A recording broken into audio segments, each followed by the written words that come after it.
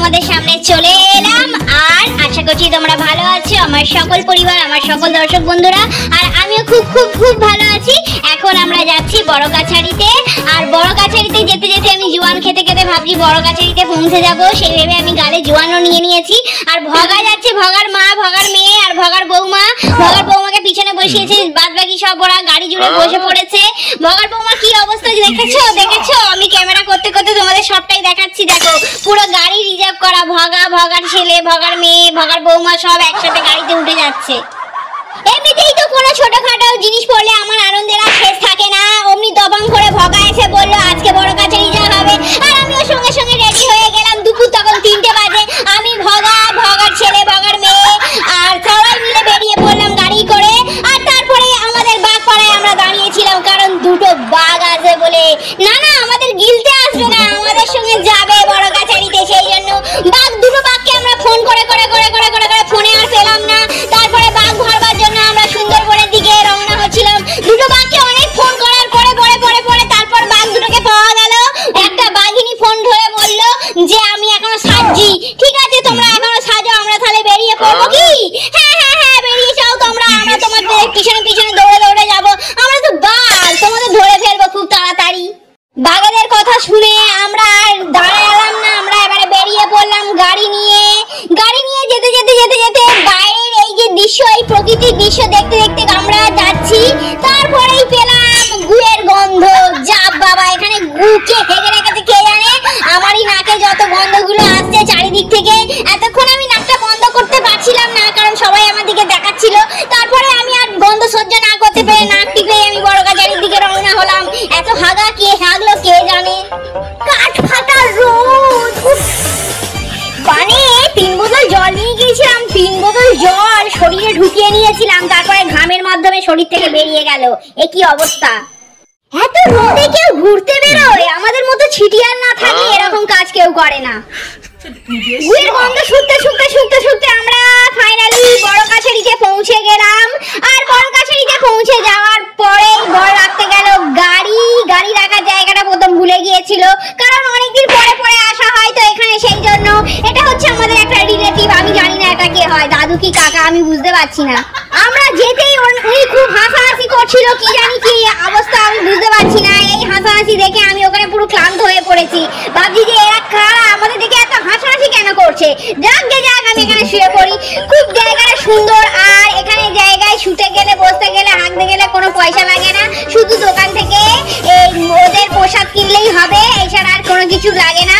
আর আমার সবকিছু দেখাশোনা করার পরে ওদের হাসাহাসি বন্ধ হয়ে যাওয়ার পরে আমি একটু নেচে নিলাম, কারণ আমার নাচের স্টেজটা খুব ভালো লাগছিল। সেই জন্য চারিদিকে ছোট ছোট খাট আর আমি তার মাঝখানে নাচছি। ভগাকে অনেকক্ষণ ধরে জিজ্ঞাসা করার পরে ভগা বলল উনি আমার নাকি দাদুর বাবার কাকা হয়।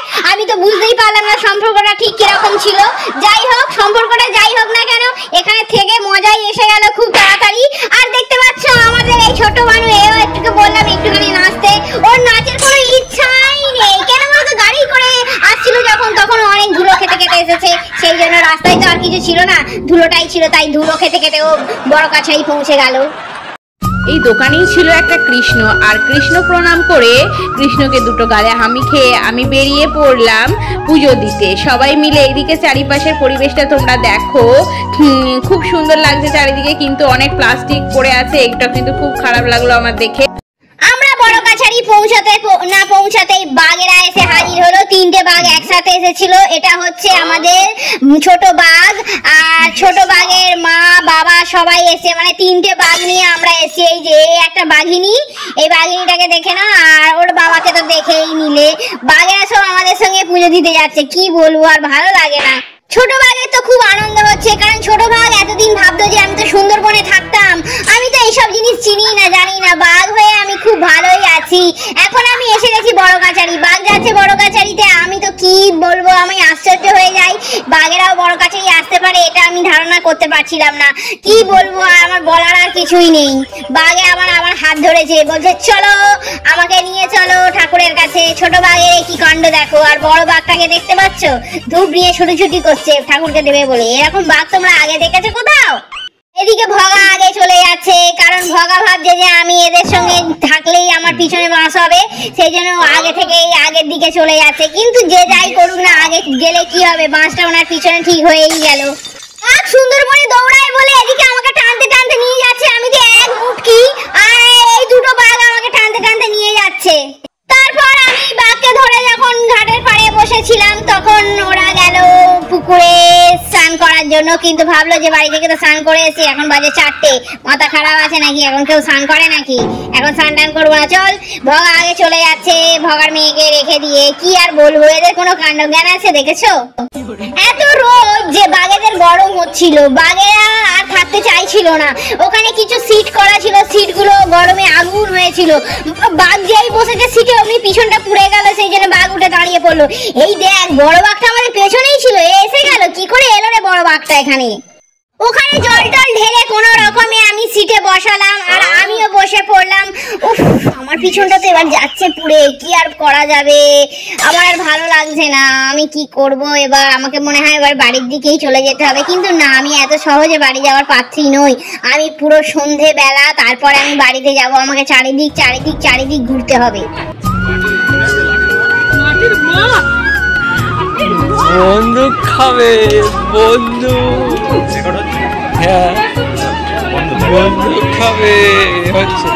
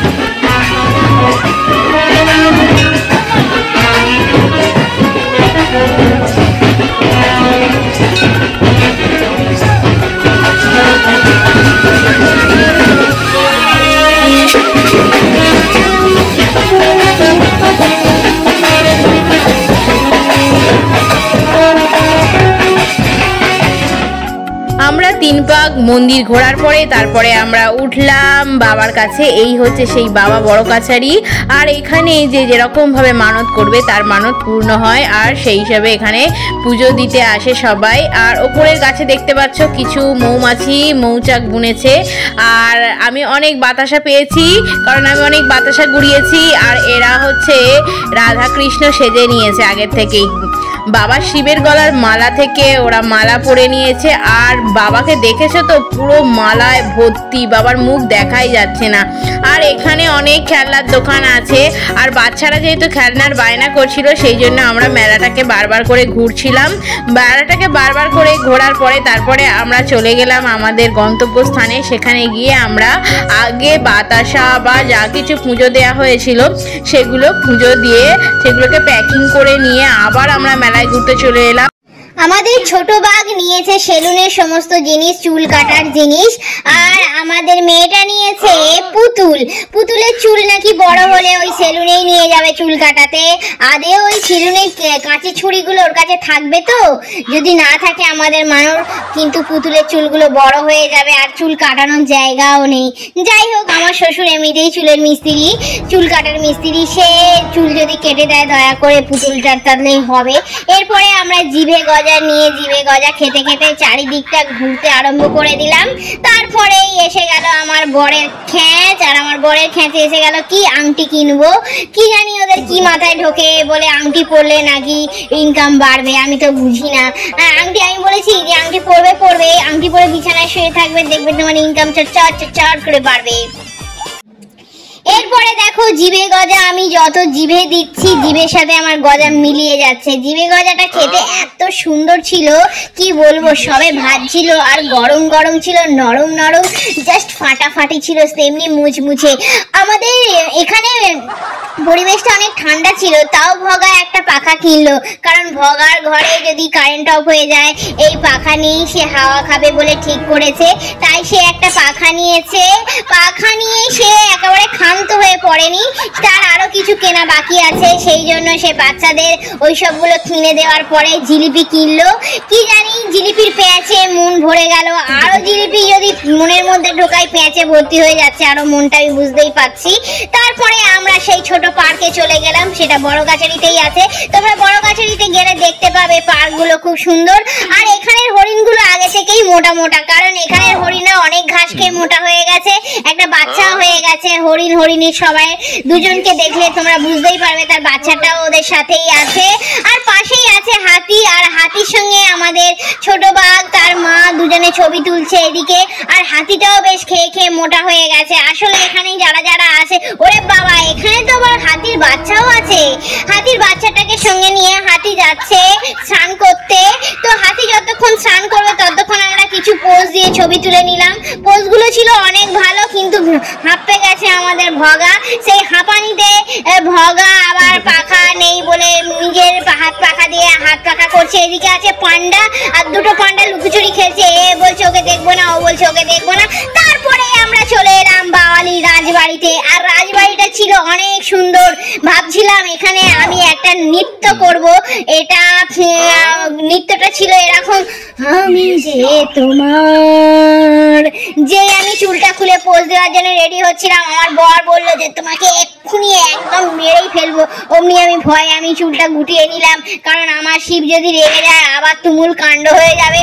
আমি যে তোমার গানটা গাইবো কি, আমি যে তোমার আর বলতেই পারবো না, আমি যে তোমার। ভয়ে আমাকে এরকম করতে হবে, ওই জন্য আমি আর কিছু করলাম না। এদিকে দেখো রাধা কৃষ্ণ আর এই সমস্ত ঠাকুর বাবুদের স্বপ্নে পাওয়া ঠাকুর। আর ওখানেই একজনকে জিজ্ঞাসা করে জানতে পারলাম। তো বাওয়ালি রাজবাড়ির চারিপাশের এই সমস্ত দৃশ্যগুলো তোমরা দেখে নাও।